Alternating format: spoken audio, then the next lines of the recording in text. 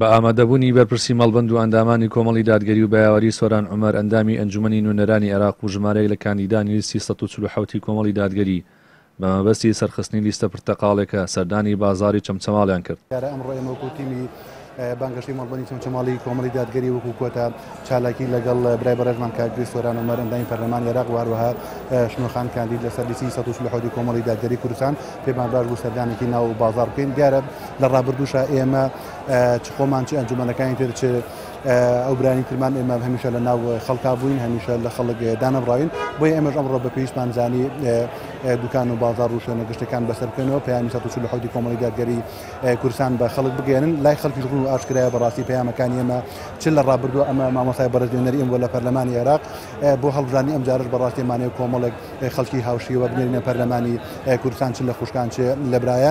ئەمڕۆ بە هاوکاری مەڵبەندی چەمچەماڵی کۆمەڵی دادگەری هاتین بۆ ناو بازاری چەمچەماڵ بۆ سەرخستنی لیستی 147 کۆمەڵی دادگەری.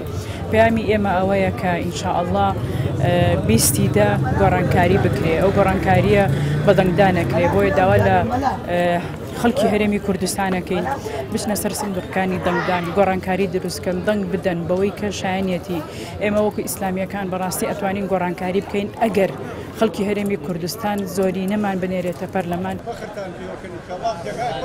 هاوڵاتیان بە گەرمی خۆشحاڵیەوە پێشوازیان کرد لە تیمی بانگەشەی مەڵبەندی چەمچەماڵی کۆمەڵی دادگەری و داواکارن هاوڵاتیان دەنگ بدەن بە لیستی 147 کۆمەڵی دادگەری. ئەو ئەندام پەرلەمانەی زوو چیان گرو ئەمە ئینشاڵڵا ئەوەی زیاترەکەن ئەوە دیارن کاک سۆران عومەر و ئەوانی کۆن ئەحمەدی حاجی ڕەشیوانە ئەگەر ئەو خەڵکە دەنگ بە پیاوانە بدات سەرکەوتۆ بن و زەرریش ناکەن. ئەیتر خۆی بە ئەهلی مزگەوت و حاجی و بە قاچاقەچی بۆ حەج و ئەچێ دەنگ بە عیلمانیەت ئەدا ئەمە لەکوێی دنیایە بووە. شەو بەیان لە مزگەوتە مێنێتەوە ئەچێ دەنگ بە عیلمانیەتان ئەو بۆ هاوڵاتیان دەنگ بەم ئیسلامیانە بدەن. ئەمە خەڵکی هەرێمی کوردستان ئەم جارە هۆشیار بنەوە دەنگ بدەن بە کۆمەڵی ئیسلامی کوردستان لە پێشترا چەند کۆمەڵە شتی باشیان کردووە کە لە بەرچاو ڕوون دیارە. ئومێدەوارم سەڵتێکی باش بێنێت و بەشم شتی باش بۆ هاوڵاتیان کە بەشم خوا بکەم ئەوە زعم گۆڕ. تاکە پەرلەمانتارەکەی کۆمەڵی دادگەری لە ئەنجومەنی نوێنەرانی عێراق دەڵێت داهاتی سروشتی چەمچەماڵ گەر لە دەستێکی ئەمیندا بوایە حاڵ و گوزەرانی خەڵکەکەی لە باشترین حاڵەتدا دەبوو.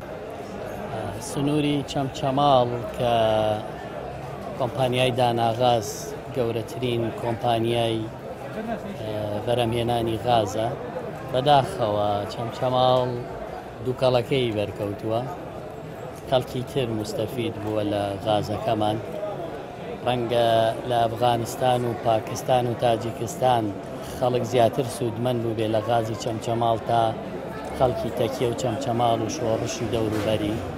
ئەگەر داهاتی ئەم وڵاتە لە دەستێکی ئەمینا بێ ژیانی خەڵک وای لێنایە و خەڵکیش لە ڕاستیە بەشدارە لەوا کە کێ هەڵەبژێرێ بۆ ئەوەی چۆن حکمیکە کێ حکمیکە.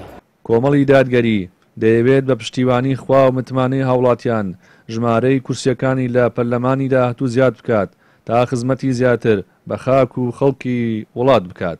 ڕەمین محەممەد کەناڵی پەیام چەمچەماڵ.